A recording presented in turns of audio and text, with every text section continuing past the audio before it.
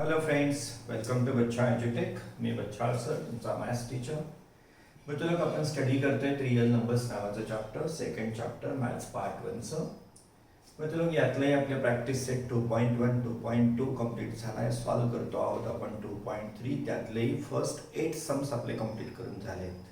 तर चला सॉल्व करूया पुढच्या समला, म्हणजेच 9 समला.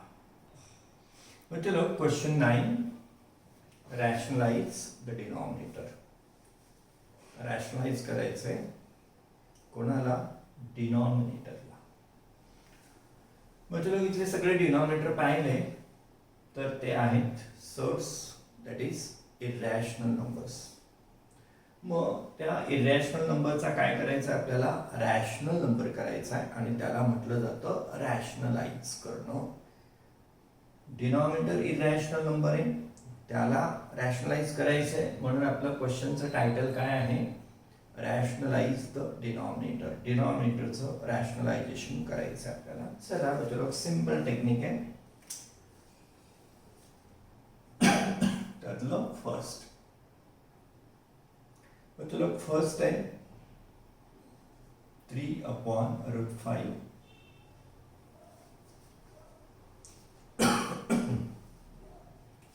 चलो डिनॉमिनेटरचं रॅशनलायझेशन करायचं. मग डिनॉमिनेटरला अशा एखाद्या इरॅशनल नंबरने मल्टिप्लाय करा की बच्चे लोक हा रॅशनल होऊन जाईल. आता इथे पाहिलं तर खाली जी सर्ड आहे त्याची ऑर्डर आहे 2. मग आतमध्ये काय झाला पाहिजे? तर ऑर्डर 2 असल्यामुळे आतमध्ये स्क्वेअर झाला पाहिजे. मग तो स्क्वेअर रूटच्या बाहेर येईल. म्हणून बच्चे लोक बऱ्याच वेळा आपल्याला त्या डिनॉमिनेटरनेच मल्टिप्लाय करावं लागतं. बऱ्याच वेळा, कधी कधी त्याच्यापेक्षा स्मॉल नंबरने पण मल्टिप्लाय केलेलं चालतं. ते हळूहळू तुमच्या लक्षात येईल. बच्चे लोक, इथे आपण √5 नेच मल्टिप्लाय करून टाकू आणि आपली व्हॅल्यू, आपलं सम चेंज होऊ नये म्हणून तुम्हाला मल्टिप्लाय करायचं आहे न्यूमरेटरला पण आणि डिनॉमिनेटरला पण. कारण आपल्याला आपली व्हॅल्यू नसते चेंज होऊ द्यायची, आपलं ओरिजिनल सम नाही चेंज होऊ द्यायचं आहे. तुम्हाला वाटलं तेव्हा तुम्ही √5 काय करू शकता? कॅन्सल करू शकता. √5 कॅन्सल केलं तर आपलं सम ॲज इट इज काय आहे? शिल्लक आहे. त्यामुळे आपल्याला सम चेंज नाही करायचं, सम बदलायचं नाही. आणि ते बदलू नये म्हणून तर आपण काय केलं? मल्टिप्लाय केलं डिनॉमिनेटरला पण आणि न्यूमरेटरला पण. जेव्हा वाटेल तेव्हा कॅन्सल, तुमचं सम सेफ आहे. मग बच्चे लोक, डिनॉमिनेटर रॅशनलाइज करण्यासाठी काय केलं आपण? ह्याच √5 ने पुन्हा वरती खाली मल्टिप्लाय केलं. त्याचा फायदा असा झाला, न्यूमरेटर झाला 3√5. न्यूमरेटर झाला 3√5. आता इथे आतमध्ये तुम्ही √25 लिहिलं तरी चालेल आणि डायरेक्ट 5 लिहिलं तरी चालेल. म्हटलं तर डिनॉमिनेटरमध्ये 5 5 किती होतील बच्चे लोक? 25. काय करून घेतला आपण? एक स्क्वेअर आणून घेतला मध्ये. हे झालं बच्चे लोक आता 3√5 अपॉन √25 म्हणजेच किती? 5. आता बच्चे लोक, हे जी आपलं सर्ड आहे, ही सर्ड आणि याच्या व्हॅल्यूमध्ये कोणताही फरक नाही. दोघांची व्हॅल्यू सेम आहे, फक्त काय झालं? लुक चेंज झालेला आहे. जसं तुमच्याकडे 100 रुपये आहेत, 100 रुपये तुमच्याकडे आहेत. 100 रुपयाची एक नोटही असू शकते, सिंगल नोट, व्हॅल्यू तेवढीच. 20 रुपयाच्या 5 नोटाही असू शकतात, 20 रुपयाच्या 5 नोटा असू शकतात. 50 रुपयाच्या 2 नोटा असू शकतात. 10 रुपयाच्या 10 नोटा असू शकतात. सगळ्यांना मिळून व्हॅल्यू किती आहे? 100च रुपये. त्यामुळे काय, व्हॅल्यू तीच आहे, फक्त काय लुक चेंज झाला आहे. 100ची एक नोट आहे का? 20च्या 2 नोटा आहेत का? 20च्या 5 नोटा आहेत का? 50च्या 2 नोटा आहेत का? 10च्या 10 नोटा आहेत का? तर म्हणजे लोक मूल्य तेच आहे, फक्त काय झालंय? लुक चेंज झालाय. तसं इथे ही सर्ड आणि ही सर्ड दोघांची व्हॅल्यू सेम आहे, फक्त दोघांचा काय लुक आपण चेंज केला आहे. तर म्हणजे लोक, रॅशनलाइज द डिनॉमिनेटर म्हणजे काय? तर डिनॉमिनेटर आपला काय होता? इरॅशनल नंबर होता. आता डिनॉमिनेटर काय झालाय? रॅशनल झालाय. जेव्हा तुम्ही डिनॉमिनेटर रॅशनल करता तेव्हा साहजिक बच्चे लोक त्याचा परिणाम कुठे ना कुठे होईल. मग त्याचा न्यूमरेटर त्यावेळेस इरॅशनल झालेला असतो. तुम्ही डिनॉमिनेटर केला, √5 चा काय केला 5, डिनॉमिनेटर काय केला रॅशनल, आणि पण त्या बदल्यात काय झालं न्यूमरेटर इरॅशनल झाला आहे. ओके, तर चलो चला डिनॉमिनेटरचं रॅशनलाइज करता करता बऱ्याच वेळा काय घडणार आहे, तो न्यूमरेटर इरॅशनल होणार आहे, कारण तो इरॅशनल नंबर आहे म्हणून. चला चलो हे झालं आपलं फर्स्ट. सॉल्व करूया आता सेकंडला.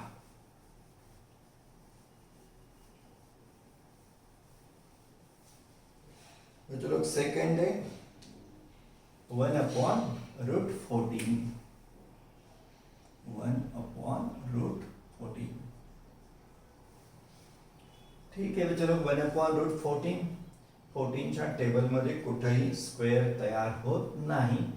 14 1 जा 14, 14 2 जा 28, 14 3 जा 42. स्क्वेअर कुठे तयार होत नाही, म्हणून मग त्याला काय त्यानेच मल्टिप्लाय करून टाकायचं. 1/√14 न्यूमरेटरला पण आणि डिनॉमिनेटरला पण कुणी मल्टिप्लाय करून टाकू √14 ने. न्यूमरेटर डिनॉमिनेटर दोघांनाही काय करू √14 ने मल्टिप्लाय करून टाकू. दोघांना मल्टिप्लाय केल्यामुळे आपल्याला हवं तेव्हा आपण कॅन्सल पण करू शकतो. आपलं सम सेफ. चला सिम्प्लिफाय. √14 × 1 √14 as it is. खाली डायरेक्ट 14 लिहिलं तरी चालेल. डायरेक्ट 14 लिहिलं तरी चालेल. का बरं, तर हा √14 × 14 काय होणार आहे 14 चा स्क्वेअर होणार आहे. 14 चा स्क्वेअर जो 196 पण असतो तुम्हाला माहिती आहे. √14 × 14 काय आहे √14 चा square. Square square root remove होऊन जाईल. मग काय होईल √14 अपॉन स्क्वेअर स्क्वेअर रूट निघून गेल्यामुळे कोण होईल 14. मग ह्याच स्टेपला तुम्ही √14 × 14 काय लिहून टाकलं 14 तरी सुद्धा चालणार आहे. तर चलो हे काय झालं, तर डिनॉमिनेटर काय झाला √14 होता तो आता 14 झाला, रॅशनलाइज झाला. पण त्या बदल्यात काय झालं 1 आपला रॅशनल होता तो आता काय झाला √14 काय होऊन गेला इरॅशनल होऊन गेला. तर चला हे आपलं आहे डिनॉमिनेटरला रॅशनलाइज करणं. क्वेश्चनचं टायटल काय आहे चलो रॅशनलाइज द डिनॉमिनेटर. डिनॉमिनेटरला रॅशनलाइज करायचंय. मग त्या बदल्यात न्यूमरेटरचं काय घडतं त्याच्याशी काही आपल्याला घेणं देणं नाही. आपल्याला डिनॉमिनेटर रॅशनलाइज करायचं आहे. डिनॉमिनेटर रॅशनलाइज करता करता न्यूमरेटर काय झालेला असतो इरॅशनल झालेला असतो. चला चलो थर्ड 5/√7. चला तुम्ही सांगा 5/√7 कुणी मल्टिप्लाय करता, तर चलो √7 ने वरती पण मल्टिप्लाय करून टाकू, खाली पण मल्टिप्लाय करून टाकू. √7 ने वरती खाली मल्टिप्लाय करून टाकू. वरती होऊन जाईल 5√7. खाली म्हटलं तर √49 आणि 49 चा रूट काय घेणार 7. त्यापेक्षा √7 × √7 काय लिहून टाकायचं 7. नाही तर काय लिहिणार आहात √49 आणि 49 चा रूट काय राहील पुन्हा 7. त्यापेक्षा डायरेक्टली लिहिलं तरी चालतं. √7 × √7 किती लिहू चलो 7 होईल. हे झालं आपलं थर्ड. चला आता सॉल्व करूया फोर्थला.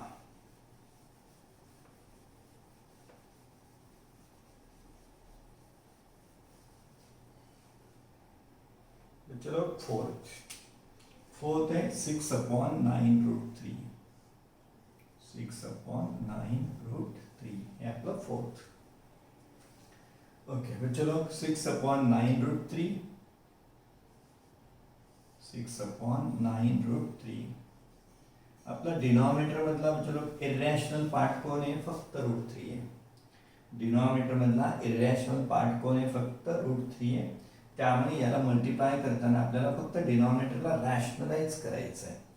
त्यामुळे पुन्हा 9√3 जसाच्या तसा घेण्याची गरज नाही. फक्त √3 घेतला तरी आपलं काम होतं.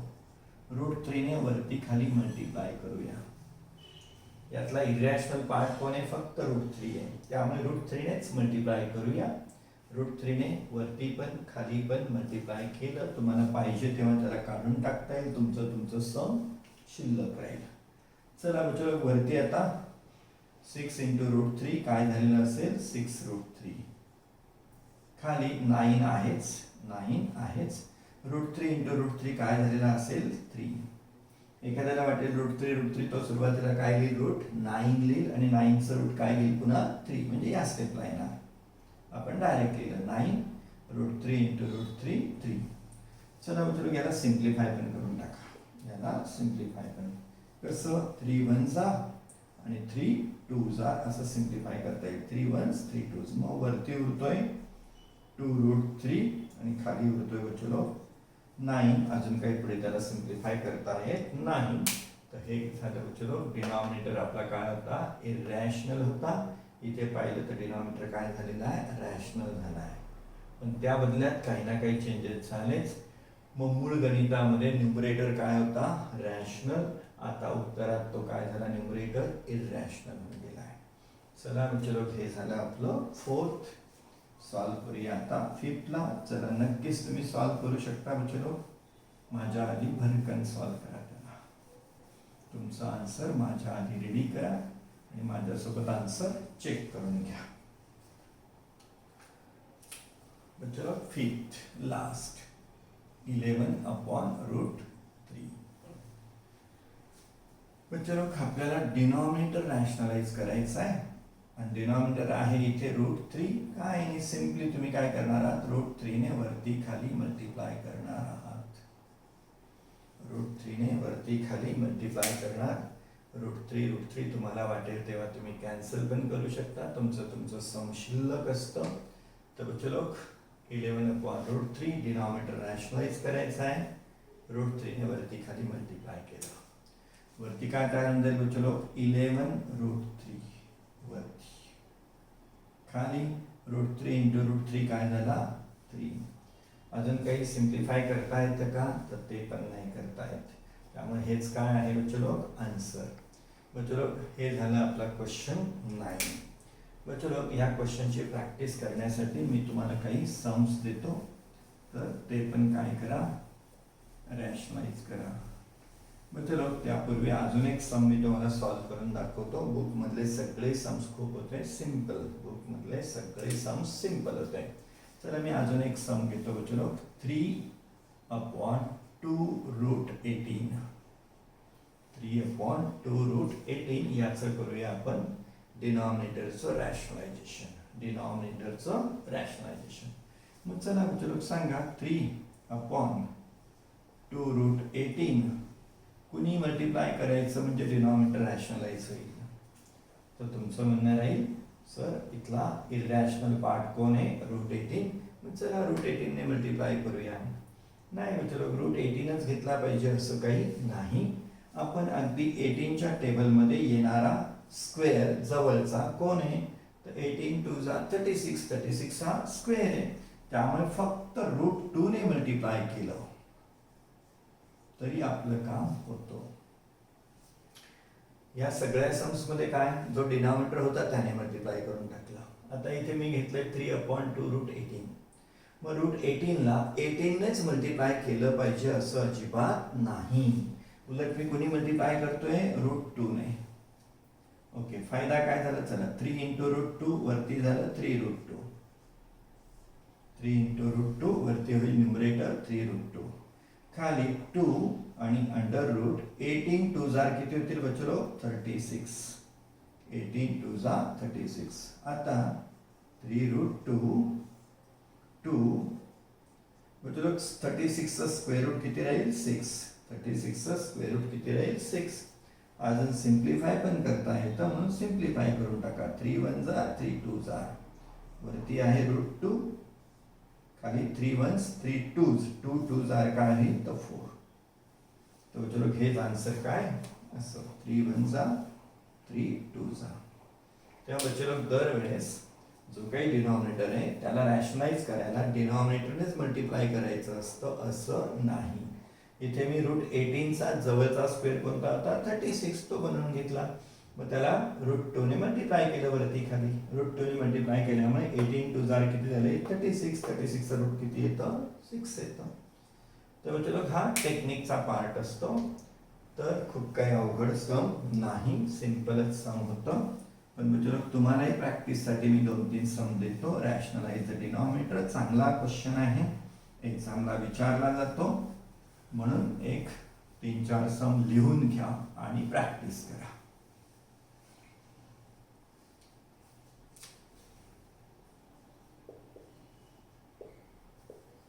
काय बचलो क्वेश्चनचं रॅशनलाइज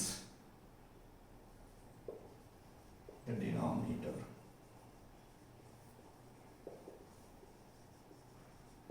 रॅशनलाइज द डिनॉमिनेटर त्यातलं पहिलं 7/√11.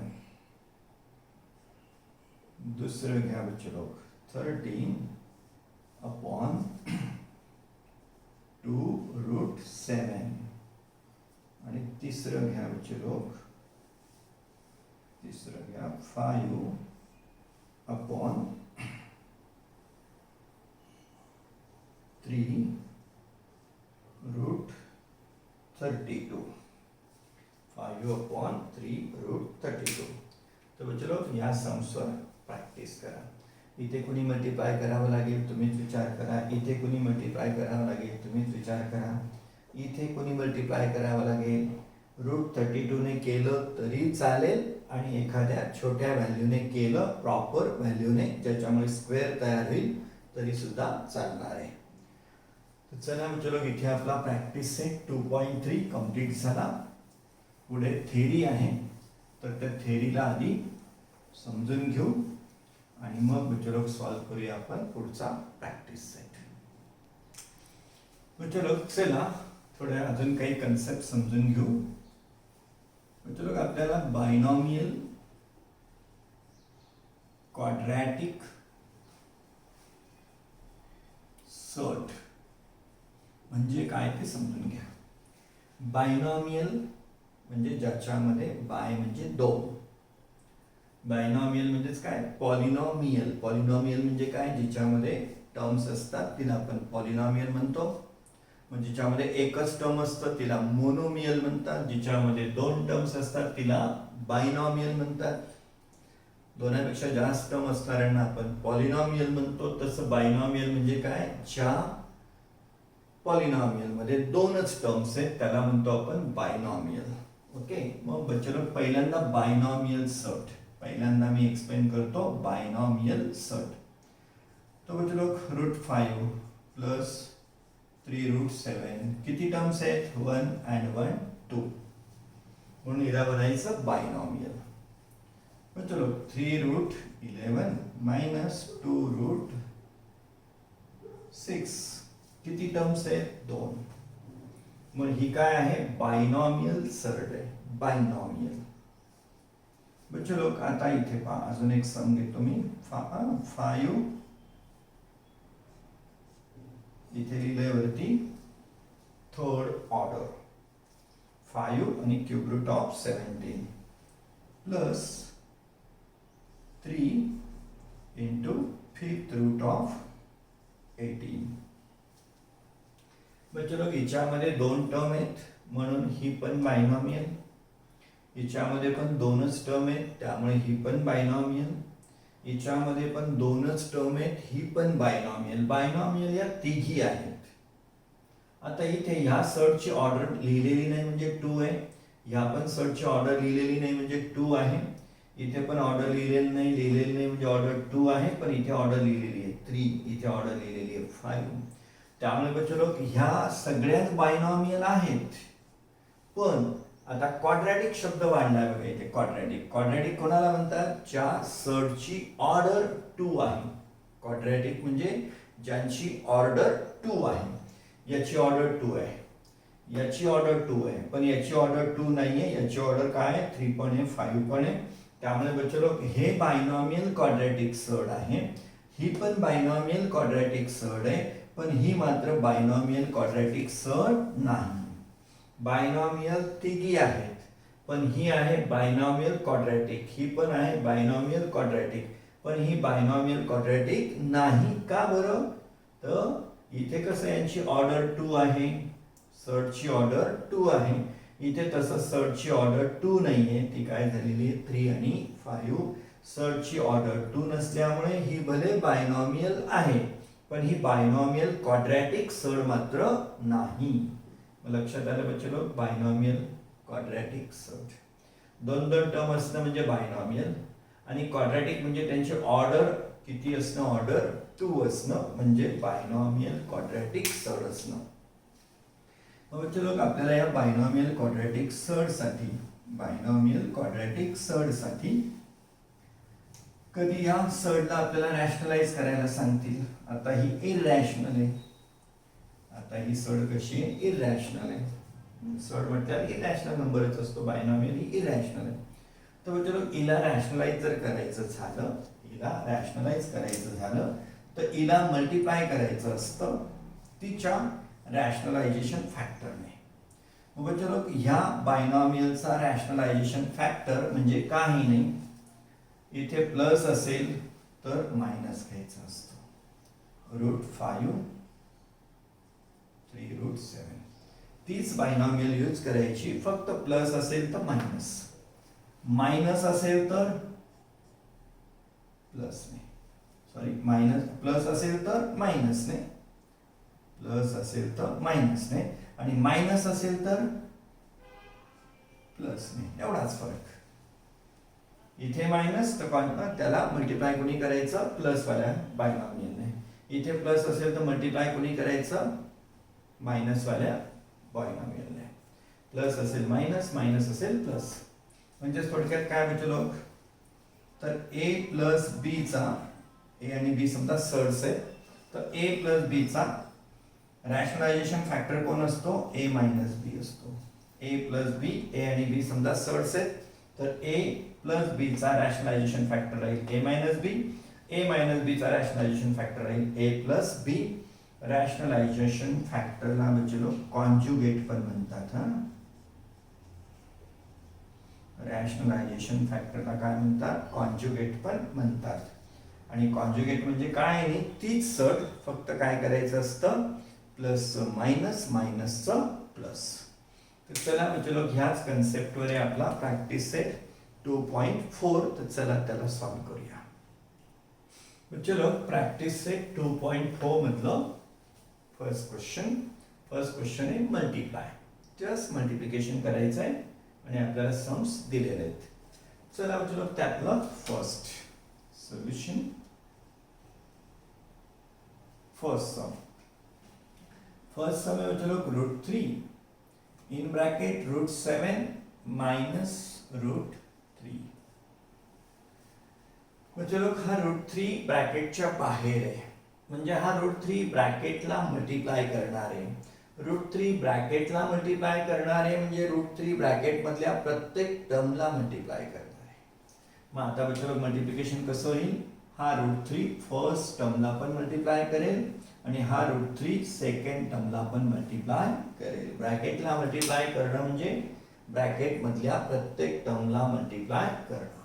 मग काय होईल बच्चो? √3 इंटू √7 मायनस √3 इंटू √3.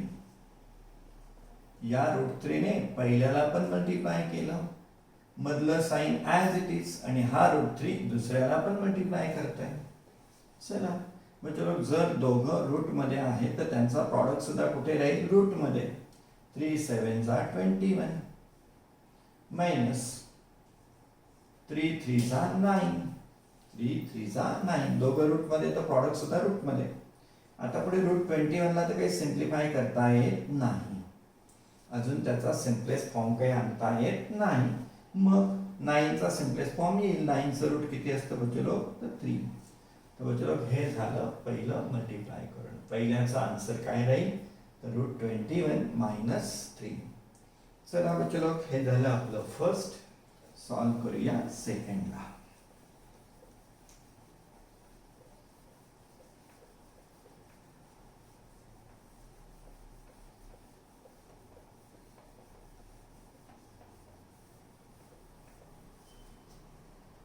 चलो सेकंड है √5 माइनस √7 इंटू √2. चलो आता √2 कुठे लिहिलेला आहे? मागे. ब्रॅकेट नंतर √2 आहे. त्याचाही अर्थ काय? √2 ब्रॅकेटला मल्टिप्लाय करतोय. इथे साइन नसणं याचा अर्थ मल्टिप्लिकेशनच असणं. इथे ब्रॅकेट मध्ये आणि √2 मध्ये साइन नाही, तरी त्याचा अर्थ काय बच्चो? मल्टिप्लिकेशनच. मग हा √2 काय करेल, यातल्या फर्स्ट टर्मला पण मल्टिप्लाय करेल, √2 काय करेल, सेकंड टर्मला पण मल्टिप्लाय करेल. मग पुढच्या स्टेपमध्ये काय लिहावं लागेल बच्चे लोक आपल्याला, √5 इंटू √2 मध्ये आलं मायनस मायनस √7 इंटू √2. तर बच्चे लोक हा √2 काय करेल, फर्स्ट टर्मला पण मल्टिप्लाय करेल, √2 सेकंड टर्मला पण मल्टिप्लाय करेल. चला बच्चे लोक, रूट दोघं रूट मध्ये येतं, त्यांचा प्रॉडक्ट सुद्धा कुठे राहील, रूट मध्येच. 5 2 10 मायनस दोघं रूट मध्ये आहे तर त्यांचा प्रॉडक्ट सुद्धा कुठे राहील, रूट मध्ये. 7 2 14. आता या √10 ला अजून सिम्पलेस्ट फॉर्म मध्ये आणता येतं का, तर नाही. √14 ला अजून सिम्पलेस्ट फॉर्म मध्ये आणता येतं का, तर नाही. मग हेच काय म्हटलो आन्सर, हे झालं आपलं सेकंड. चला आता सॉल्व करूया थर्डला.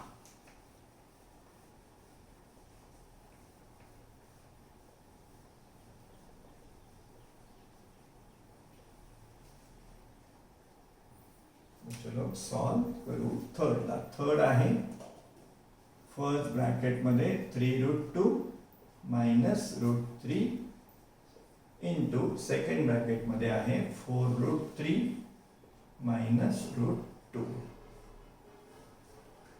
चला बच्चे लोग करूया मल्टिप्लिकेशन. आता इथे बच्चे लोग दोन्ही ब्रॅकेट एकमेकाला मल्टिप्लाय करतात. आता याचा अर्थ असा बच्चे लोग 3√2 पण त्या ब्रॅकेटला मल्टिप्लाय करणार आहे आणि नंतर हा √3 पण त्या ब्रॅकेटला मल्टिप्लाय करणार आहे. चला मग पहिलं 3√2 मल्टिप्लाय करतोय त्या ब्रॅकेटला, सेकंड ब्रॅकेटला. 3√2 into 4√3 minus √2. म्हणजे 3√2 मल्टिप्लाय करतोय त्या ब्रॅकेटला. पुढे मायनस √3 पण मल्टिप्लाय करतोय ब्रॅकेटला. ब्रॅकेटमध्ये 4√3 मायनस √2. तुला लक्षात आलं का, फर्स्ट टर्म मल्टिप्लाय करते सेकंड ब्रॅकेटला, नंतर मायनस √3 हे सेकंड टर्म, मायनस √3 मल्टिप्लाय करतोय सेकंड ब्रॅकेटला. आता पुन्हा हे टर्म यालाही मल्टिप्लाय करेल, यालाही मल्टिप्लाय करेल. पुन्हा हे टर्म यालाही मल्टिप्लाय करेल, याला पण मल्टिप्लाय करेल. चला 3√2 इंटू 4√3. बाहेरच्यांचा प्रॉडक्ट बाहेर घ्या बच्चे लोग. 3 4 12, 3 4 12. बाहेरच्यांचा बाहेर, आतल्यांचा आत घ्या. 2 3 6. पुढे आलं मायनस साइन. 3√2 आणि √2. बाहेरच्यांचा प्रॉडक्ट बाहेर, बाहेर फक्त 3 येतो तो 3च राहील. आतमध्ये बच्चे लोग √2 इंटू √2 किती होईल, 4. साधं टेक्निक कोणतं, बाहेरच्यांचा प्रॉडक्ट बाहेर, आतल्यांचा प्रॉडक्ट आत. ओके, इथे पण पुढे आलं मायनस. म्हणजे लोक 4 बाहेर आहे त्यामुळे तो बाहेरच ठेवायला लागेल आणि आत √3 इंटू √3 दोघं रूट मध्ये 3 3 किती घ्यावं लागेल, 9. म्हणजे लोक आता साइन पण सांभाळा. मायनस इंटू मायनस, आता काय घ्यावं लागेल, प्लस. मल्टिप्लिकेशन आहे म्हणून मायनस इंटू मायनस प्लस. हाय रूट मध्ये दोघं रूट मध्ये तर त्यांचा प्रॉडक्ट सुद्धा रूट मध्येच राहील. 3 2 6.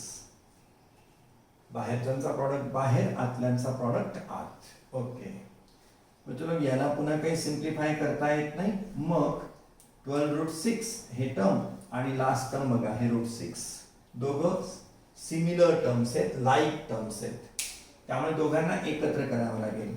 मग जसं 12x प्लस x 13x होतात, तसं 12√6 प्लस √6 इथे लिहिलेले म्हणजे कोण येतो, 1√6 आहे. मग 12√6 प्लस 1√6 किती होतील बच्चो, 13√6.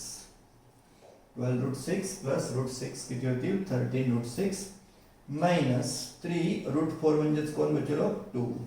4चं रूट मिळेल आपल्याला 2 मायनस 4 इंटू 9चं रूट असतं 3. चला 13√6 मायनस 3 2 6 मायनस 4 3 12. 13√6 बच्चो लोग दोघं सेम आहेत, -6 -12. दोघं मायनस आहेत तर ॲडिशन करा आणि साईन मोठ्याचं द्या. Minus minus plus, minus into minus plus, मल्टिप्लिकेशनमध्ये होतं, ॲडिशनमध्ये नाही. त्यामुळे -6 -12 किती होतील? -18. दोघं सेम साईनचे आहेत त्यामुळे ॲडिशन आणि साईन कोणतं आहे? मायनस आहे. मायनस मायनस प्लस केलं का आपण? नाही, ते कुठे होतं? मल्टिप्लिकेशनमध्ये होतं. मायनस मायनस मायनसच राहतं ॲडिशनमध्ये. तर चलो हे झालं आपलं थर्ड सम. चलो इथे आपलं क्वेश्चन 1 कंप्लीट झाला. क्वेश्चन 1 कंप्लीट झाला. क्वेश्चन 2 कडे जाण्यापूर्वी चलो आपण एक सम सॉल्व करूया. क्वेश्चन 2 कडे जाण्यापूर्वी असंच एक मल्टिप्लिकेशनचं सम आपण सॉल्व करूया.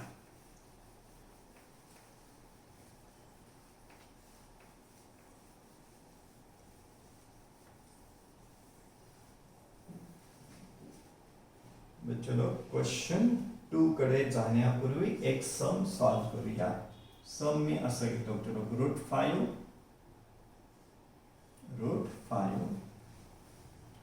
प्लस 3√2 √5 मायनस 3√2 जे आपण थर्ड मध्ये सॉल्व केलं तसंच सम. चला मग भरकन याला सॉल्व करूया.